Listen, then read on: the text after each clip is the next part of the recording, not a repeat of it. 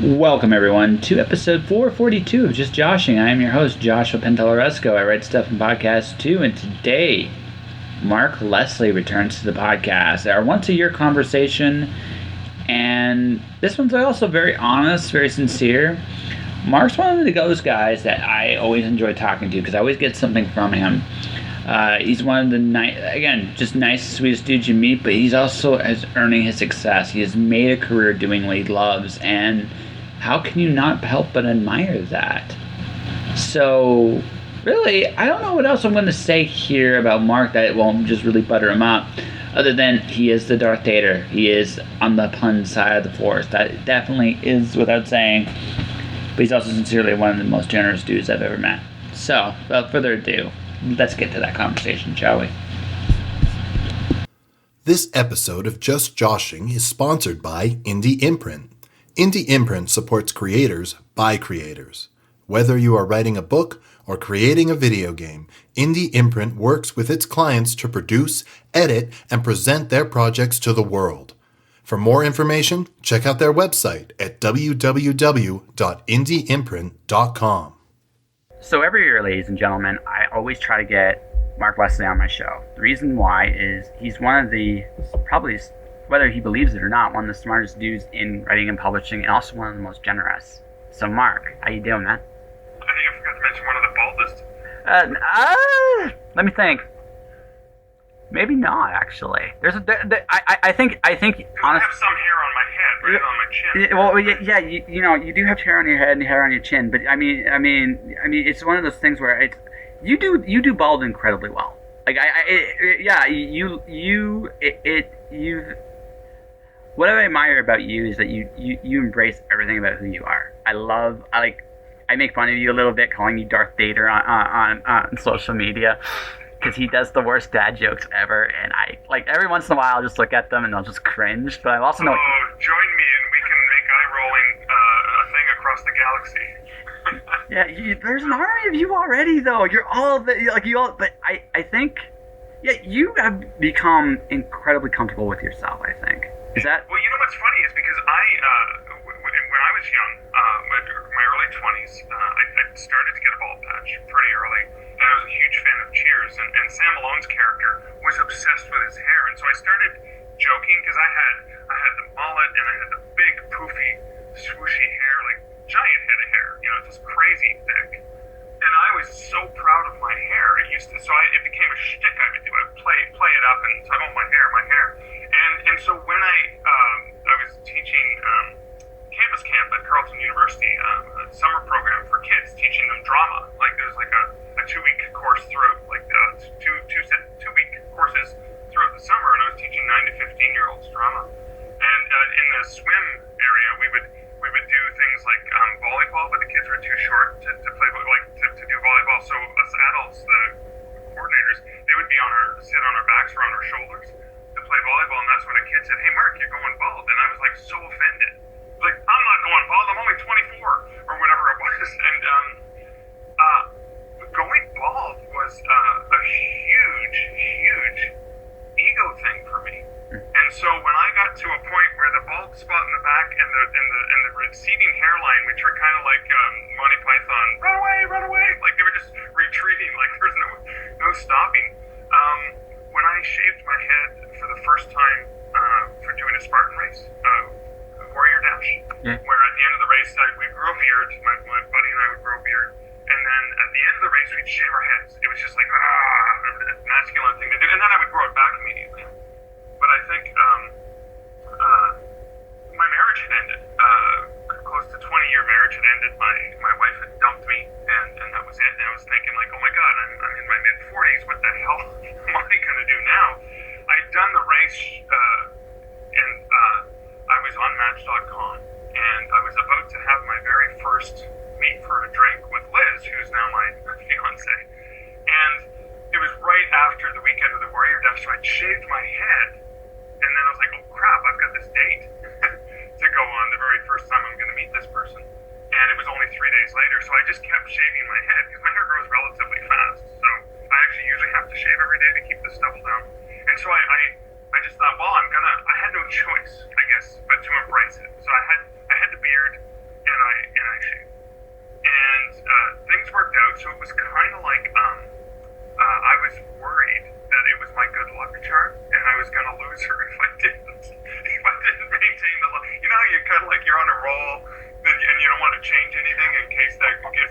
no, totally, I get that. No, you found someone you went head over heels for, and you're like, I can't screw this up in any way, shape, or form. So I'm going to just go with what works. So, I mean, the funny part was is that at a certain point in our relationship, she said, I've never seen you with hair. So, I said, okay. So I shaved my beard, and then I grew my hair back, so I looked normal again, because this was sort of a novelty look for me.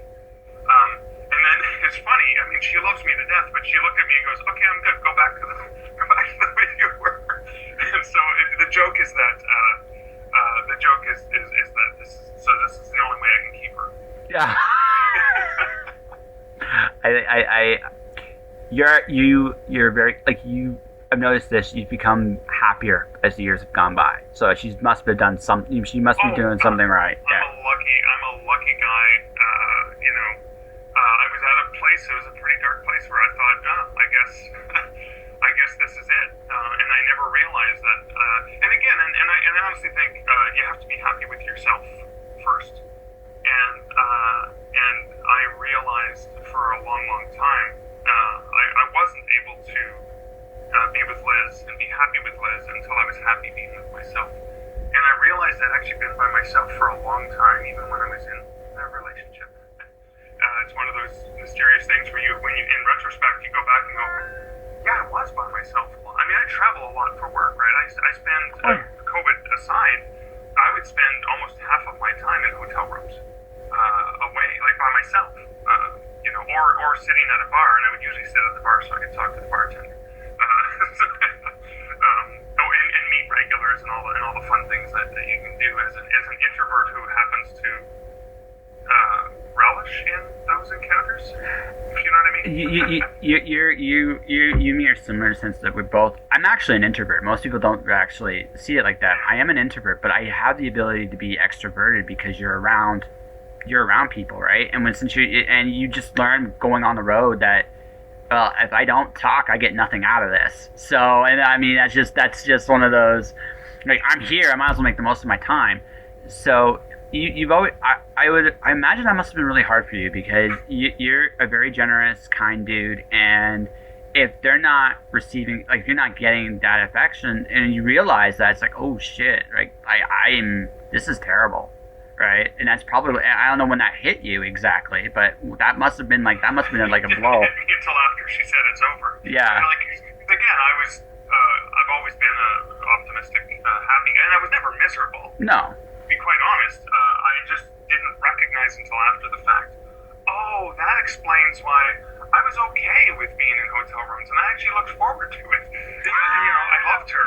Oh yeah. Probably together forever, but it was one of those things where I thought, but now that I sat back and looked at it, and I went, wow, she was really smart. She picked up on something I didn't even see. I was blind to it, but I did enjoy being by myself. I actually relished it, and I was like, that's a scary thing. So I think when we were talking, when I interviewed you, talking about the fact that accidents, right? So sometimes failures can lead to successes. Yeah. And so I failed in that marriage. It led to my 16-year-old son. One of the greatest things I will ever do is be his father. I'm so proud and honored. But it also led to me rediscovering a bit more about myself. Now, obviously, me just meeting Liz and discovering that the relationship could be something different. Yeah. No. I'm very, very lucky. But like you, I've been able to take those things you would see as setbacks and go, okay, well, we can dwell on the past, or we can move forward and see where this takes us. Well, you have no choice. Like I said, I actually, like when we were talking on the air, it's like optimism is the ultimate survival mechanism. It's not like you're not deluding yourself to the negative. It's just you better find the good in something quick, or you just dwell forever, and that's never a healthy thing. Yeah, that's hard to get out of. Yeah. Really. I mean, so bipolar runs in my family, and I know it's something that I have fortunately never. I don't believe that I've suffered from it, but I do feel those highs and lows, and I can really understand how it's really, really hard to get out of. And it's not just a mindset thing. I mean, this is a chemical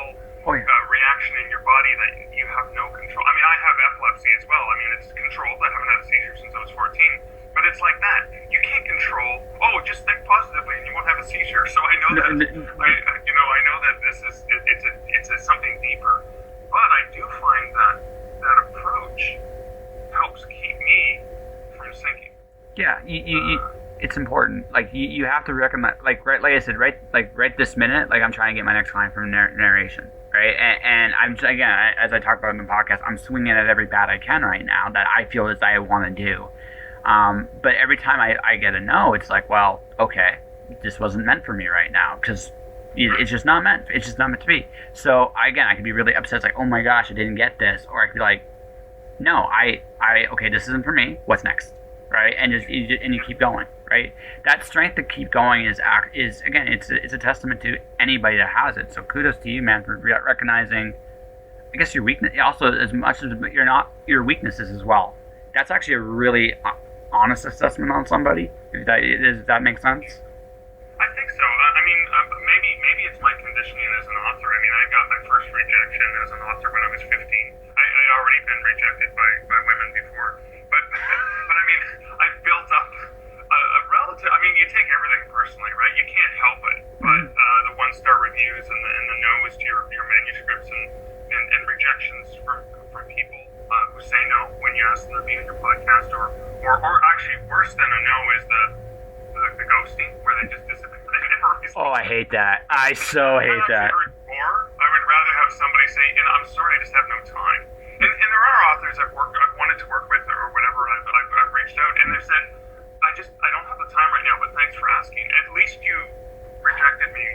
Well, yeah, they're not wasting time. They're actually being kind to you. Especially writing wise, like rejection. Even if a girl rejects you, it's the same thing.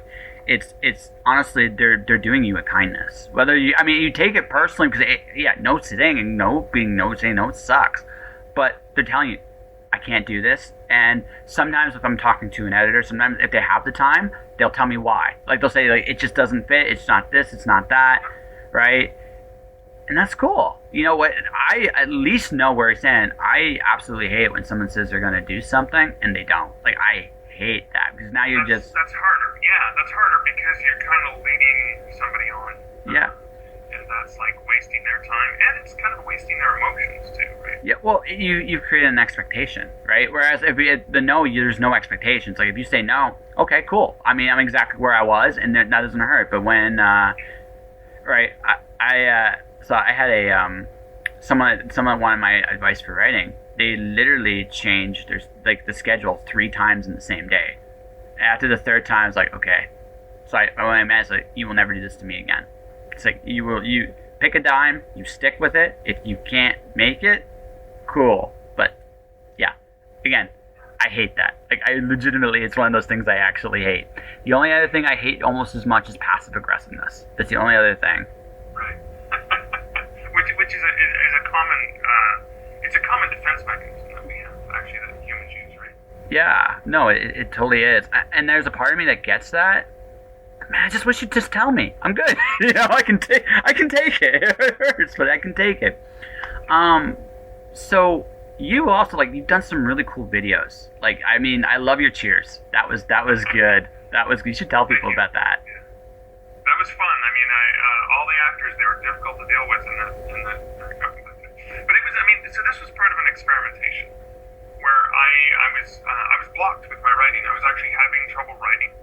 I was dealing with, I mean, again, my life had changed dramatically in such that with COVID coming, it was probably likely that the wedding we had planned for this past July was going to have to get put off, which it did. All of these trips I had planned for, keynote speaking engagements, like stuff I was really excited to go to in new places that I hadn't visited. I mean, I still love traveling and meeting people, and so that completely changed. And I'm a little bit compromised with high blood pressure and having had pneumonia in both lungs. I'm at risk for COVID, so it was kind of a scary thing for me. Yeah. But I started to do, I'd always done parody lyrics as a writing warm-up exercise, and so that kind of kicked us off. The Cheers episode, on top of putting myself out there, knowing I'm not a good singer, I don't have a singing voice, but still doing it anyways, even if I knew it sounded not the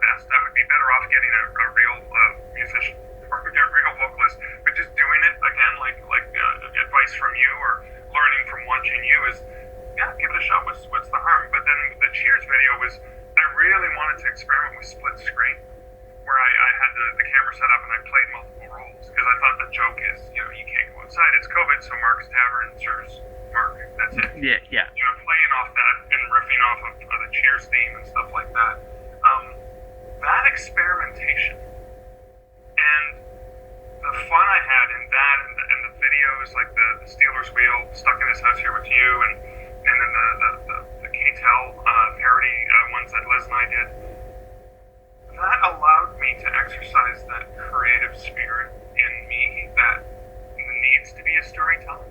And because the reason I tell story is I have things I want to share, and all that writing is really is you're connecting with the reader, and you're generating an emotional reaction in the reader, right? Whether it's fear, happiness, whatever. And in this particular case, a lot of it was just humor, and that's why I like the dad joke. So even if you don't laugh, did I make you groan or eye roll? Good, I got a reaction out of you, and that's so that exercise brought me back into my own creativity in a way that reminded me that writing is just one way for me to be who I need to be. Yeah. So that was really, really cool. No, that's amazing. Like, also, I should say this, congrats on your Kickstarter. That was awesome. I wish I could have bid. Thank you. Yeah. I wish I could have bid on it, actually. I looked, that's like, damn. But no, like, no, man, you honestly have been as much of an inspiration to me as I guess I've been to you, because I look at what you, like, you're doing stuff. Like, you just said, you know what, I'm going, even if it's different than what you anticipated, it's like, you know what, I'm just going to do this thing, I'm going to have fun, and it's freeing. It's so freeing, isn't it? It is, because I think, like you said, the worst thing that can happen is, so I ran a Kickstarter, the worst thing that could happen is people would not want to support it. Okay. Right now, the project doesn't exist. So, if I try the Kickstarter and it fails, the project doesn't exist. Or it might still exist, I just don't have the funds to pay the authors. All I really wanted was to be able to pay the pro rates. And the thing on that one is, I'd already put aside enough money to pay them a little bit of money. So I still would have done it anyways. What feels good is that a lot of people came along for the ride. And here's the thing that this taught me, the Kickstarter, and that I learned out of the Kickstarter process. You don't need, 1,000 true fans. Kevin Kelly from Wired came up with the idea of 1,000 true fans. If there are 1,000 people who are willing to buy the things you create, you can make a living off of that. And so you always aspire to have at least 1,000 true fans. I realized the Kickstarter, and I'm not sure what the number was, 136 or 150 people. You don't necessarily need 1,000. You just need enough people that are interested. And that's the other thing that I've learned. When I go to do an event or I'm doing live videos, there's only one person watching or there's only one person in the room. I still give it 100% as if it was a packed room of thousands of people. Because, and I think I learned this at When Words Collide, I think I learned this from, I adapted it from Chris Humphreys, CC Humphreys, when I was interviewing him for Kobo back then. And he basically said, they're there to see you. And they want you to be successful. That's why they're there. And I have to remember that, whether it's one person or 1,000 people, they're there for you. And your job is to entertain them, right? Well, your job is not just to entertain, but to be like whatever it is that brought them to you. That's whoever, like whatever it is. I when I do a presentation at so my favorite presentation on When Words Collide is the Dr. Seuss off. I love that because I give people permission to play, and it's hilarious to watch. And it's also my easiest job. I don't really have to do much. It's host, let them start going, and once one person plays, they all play. But that's what they expect. Like, I'm here to give you that permission to go nuts, right? When I do a podcasting thing, right, they expect me to be informative, but entertain. You're a teacher, and that one student or that one person, that one spectator, that one fan, whatever, or whoever is in the crowd, they're your crowd, whatever that is. So, in fact, if it's actually a really small crowd, I work harder. I work easier when the larger crowd than I do in a smaller one because there's less pressure. I feel like then it's my job to make the best impression I can with those people, because if they talk about it, right, well, then great, more people will come next time. But even if they don't, I gave someone a once in a lifetime experience. That's awesome. Yeah, exactly. Yeah, I love that. And that's the thing to remember, or the thing I have to remind myself is, if I write a story and only one person reads it, but if it did something for them, if it got an emotional reaction out of them, if it helped them learn something that inspired them, whatever, great, I've succeeded. It's a huge success. Don't have to hit the New York Times #1 bestseller to consider that a success. Yeah. So, okay, for me, the cool thing about this time, this has been the other really good thing. I've met some amazing people online. Like, I've met people like Christina Z, Mog Park, Kitsune. I want to say Kitsune Windsor. I met, like, I'm just talking to all these people I never would have had access to under normal circumstances. Has there been anyone like that for you? Yeah, I mean, I've been so lucky, right? I mean, I've got to hand a Lifetime Achievement Award to Margaret Atwood. Michael Ondaatje, got to hand him a Author of the Year award. I've gotten to interview Michael Connolly at Book Expo America in New York, and then also have dinner with him when he was in Toronto. I've gotten to, I mean, even my friendship. I remember sitting on stage with Dean Wesley Smith and Christine Catherine Rush, and I remember as a beginning writer wanting one day, just one day, I want to sell a story to Pulp House magazine, which they ran. And that was sort of like, if I ever sell a story to Pulp House, I will have made it as an author. That was like one of those things. And I remember Dean and Chris just treating me like a fellow editor and bringing me into the fold. And it was like, imposter syndrome. I don't deserve this respect from these heroes and icons. But then when we were sitting on stage during a break, and Dean turned to me, because he resurrected Pulp House magazine a couple years ago, and he said, "You know that story you were talking about? I think that did you have the rights back? I think it would be a great reprint. I'd love to print it in Pulp House." And I sat there and I felt this weird sense of, wow, I dreamed one day of selling the story to Pulp House magazine, and the editor of Pulp House asked me for one of my stories because he thought it would be perfect. Later on, it blew my mind. I was glad I was sitting as he said, "Would you like to be a guest editor?" I've never had a guest editor for Pulp House, but I think he would be ideal for it. And I was like, what the heck? So I am so lucky to have had so many opportunities. I can't even count, the number of opportunities that I've had because of the path I've taken. It's just been so fortunate. Yeah. I mean, I think about meeting you, right? Meeting you on a panel and getting to know you on the panel. Like, we'd never met each other and knew nothing about you. And then immediately hitting it off and looking forward to seeing you every year, because I always find like our conversations are always just so inspiring and uplifting. Well, thank you. Motivating in many, many ways. Yeah. So, thank you. I'm always surprised because I think so. Does fear of success scare you more than fear of failure? What's that? Sorry. Does fear of success scare you more than fear of failure? Yeah, and here's the thing, and I know it'd be a major issue to have, but I'm a huge fan of Neil Peart. So, drummer for Rush, unfortunately died earlier this year.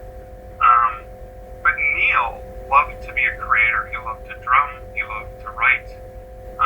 He was a brilliant storyteller, and he loved to just be normal and have a normal conversation. The one thing he never came to terms with was the fact that everyone knew him and felt like they knew. There's a line from Limelight, a song from the Moving Pictures album that says, "I can't pretend a stranger is a long-awaited friend."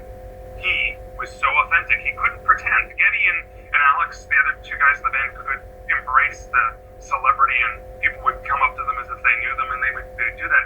But Neil felt that was inauthentic, and not that he put anyone down for doing that. He was just never comfortable being a celebrity. When I got him, I published one of his short stories in Tesseract 16 through our mutual friend Kevin Anderson, and I got Kevin to get Neil to get a signature for me, and Neil, like, he didn't know what to sign, because it's not, I mean, he signed lots of drumsticks and stuff like that, but I think my fear would be that I couldn't just go out and be myself, because everyone would expect something of me, and I would feel I had to give it to them, which would mean I wouldn't be able to be myself and just sit with you at have a conversation with you at a restaurant, as opposed to being interrupted every 5 minutes. And not that I would be annoyed with that, because I would be honored, but it's also, I just want to be celebrity. I think honestly, so fame is something like I've wrestled. I came to this like fame serves one purpose and one purpose only, and that's to make you more money. That is literally all fame is good for. In every other way, it's a curse. Like you don't want it because, like you said, you can't be authentic. There are people out there so famous they can't even go to a bathroom in public in peace, and that's terrifying to me. It does scare me. Yeah, because I like my privacy. Like I really like it, and I realize that there's to some degree you have to give it up, but at the same token, you want those little pieces. Like it's not the big things in life you miss; it's the little ones, right? So those I don't want to lose too many little pieces. Does that make sense? Yeah, exactly. Yeah. Exactly. Well, and that's the thing, right? Is you lose those little moments. You lose just being able to be in the moment. Yeah. And as opposed to being taken away from the moment all the time, being reminded. I think I forget who it was that I knew who, when he meets a celebrity, like because he flies first class all the time, he knows who they are. He recognizes them, but he often just stops and goes, "So what do you do?" After they ask him what, and it's so refreshing that they're just getting treated like another person rather than an alien, right? yeah. I would love to like the person like one person like one of my dream 5 people on my podcast like the big 5 is Stephen King, right? But I also know how difficult that will be to get him, and not because he's necessarily a bad guy, but because he's got so much fame that it's just he has to filter everybody out, and that unfortunately also includes me, right? Because it just even though I don't think I would be in awe, like I pretty much treat everybody the same. I try to anyway, and I think again it's just I could not imagine being that. I would rather be. I want to be a mid-lister. Like I'm good with being a mid-lister, just because you enough people care about you to buy you a drink, but not enough care about you to let like you can still eat dinner, right? And that's kind of where I hope. But again, if I were to become like super famous, I'd find a way to make the most of it too. I think that you have no choice. Yeah. Well, you reminded me of one of the most important lessons that I've learned is that you try to treat everyone the same. I've tried to teach my son that the way that you treat people who can do nothing for you, the people that have not, like you don't treat people with respect because you want something from them. You treat people with respect because they deserve respect by default. Mm-hmm. And the way that I often will judge people is how they treat those who have nothing to give them. Right? Like the only reason you're being kind to them is for being kind or being respectful, not because you're hoping to get something. And it goes back to Michael Connolly's character, Harry Bosch, is that everybody matters or nobody matters. Yeah. And that's something, when I go to a conference, I have just as much to learn from the person who's never been to a conference before. They haven't even written their first word, but they're there because they want to learn about writing, and that's why they're there. And I may be the person on stage delivering content that I've learned over the years and trying to help other people, but I have just as much to learn from that person who walked in than they have from me. It's also that's actually the big I'll let you know a secret. That's why I have first time authors, people that have never been interviewed before on my show. They have their own. Well, you got my note. You remember I said about believe in your own story. I really do believe that with each and every person. Everybody brings something to the table, and everybody has overcome everything. Like my obstacles are minute compared to some other people I know. Other people have done incredible things, and I think the most amazing thing about most of us, we forget what we do. Right. Yeah. That's true. That is true. Yeah. Well, I don't want to keep you too much longer, Mr. Mark. So what's coming up next for you? Just real quick, and then we'll wrap up. No. What's next? Sessions Anthology. I've got Strange Sudbury Stories coming up next week. I have Two Macabre from Montreal also coming out probably in the next couple days. There's a lot of projects just hitting really okay. So let's make this. So congratulations for honestly. I can't think of a better human being that deserves success right now than you. So good fortune to you, my friend. But why not? Okay. So this will air probably November. So what's going on in November? What's going on in November? A Obsessions is coming out at the end of November. I'm excited about that. That's a great anthology of amazing stories, original fiction. Then the next major projects that are coming out will probably be Fear and Logging in Los Angeles releases February 23rd, a novel in my Canadian werewolf series that I have only half written, so I have lots to do. And a non-fiction book for writers called Wide for the Wind, which is basically publishing everywhere, like a great deal of your publisher. And that's due January 26th, and I haven't even started writing that one, so I have a lot to do. Okay, so I'll let you... Remember, I will be heads down, probably writing 100,000 words. You can do it. I'm doing the same thing with my... Like I said, I've had 2 books out this year. I got one more I'm trying to get out before the year's out, so we're both in a race. So, where can people find you? MarkLeslie.ca. Is there any Twitter? Actually, talk about your Instagram, and then that's where we'll wrap this up, because your Instagram is amazing. I'm at Mark Leslie on Twitter and at Mark Leslie Lefebvre, which nobody can spell, on Instagram. So if you go to markleslie.ca, you can find all my social media links in the header there. But Instagram is where I will share skeleton pictures of Barnaby bones. I will share dad jokes. I will share silly things, mostly related to beer, craft beer, creepy stuff, and really eye-rolling humor. That's right. And by the way, when this is over, I gotta have a beer with you. All right? So I'm looking forward to it, Josh. Alrighty. Give me a second here. Let me help you tell your story the way you want it told. If you're in the genres of science fiction, fantasy, thriller, historical, or young adult, I have services that can definitely help you. I can produce, narrate, and master said audiobook so it's ready for Amazon and any other software you need. For more information, see my website at jpenteloresco.wordpress.com/audiobook services. You worked hard to create that story, and I'll work just as hard to make sure it's told in the right way.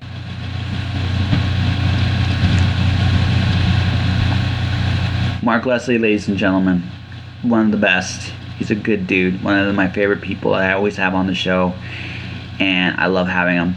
And Mark, you're more than welcome to come back anytime you like. You definitely always have a place on this show, and hopefully in the show to come. So let's talk politics, shall we?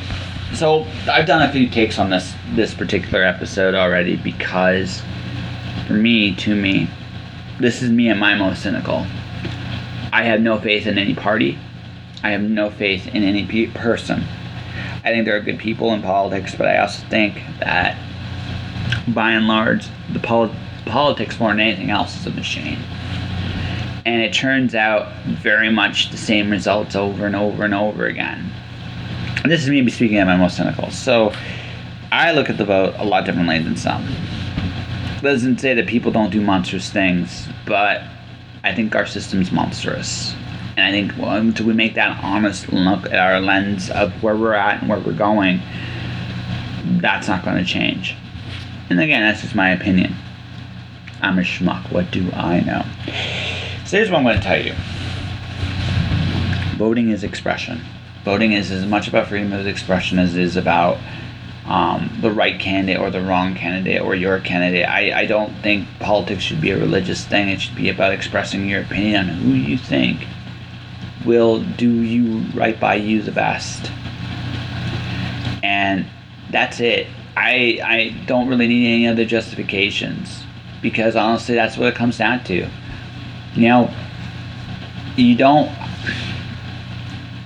I tend to look at people's results, not people's beliefs, because honestly everyone's different than mine.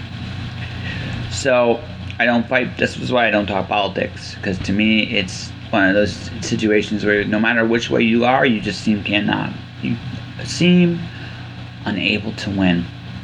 So I'm going to try to do this on a positive note. Choose who you feel is right, who will do right by you, and that's it. And don't worry about it beyond that. If you think it's Biden, go Biden. If you think it's Trump, go Trump. If you think it's the Libertarian leader, go with the Libertarian leader. I'm not here to tell you how to voice your opinion. That's up to you.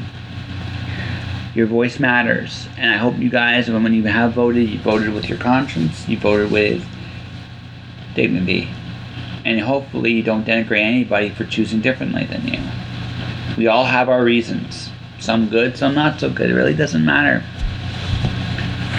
Hopefully you held your voice, and hopefully today after tomorrow, we live with it going forward. But the world will go on regardless. You know what? Tomorrow will inevitably get better. Gotta believe that. But until then, ladies and gentlemen, good luck tomorrow. I'm taking tomorrow off because I don't want to see whatever the hell's going to come here. Thanks everyone for listening to this episode of Just Josh. If you want to support the podcast, you can do so a number of different ways. Subscribe to the podcast. I'm on iTunes, Google Play, Spotify, Stitcher, Deezer, Audible. And my YouTube channel is Joshua Penteloresco. There's more live stuff coming. In fact, there's an episode literally coming in 10 minutes from after I actually finished recording this. My book, Style Zero, and The Cloud Diver are available on Amazon right now. My Twitter and Instagram is jpenteloresco. My Facebook page is Josh Penteloresco, author, podcaster. I have merchandise, jpenteloresco.redbubble.com. Stay inspired. Just keep surfing the chaos. And above all else, we're moving forward, even if we can't see it. Good luck tomorrow. God bless you all. Josh.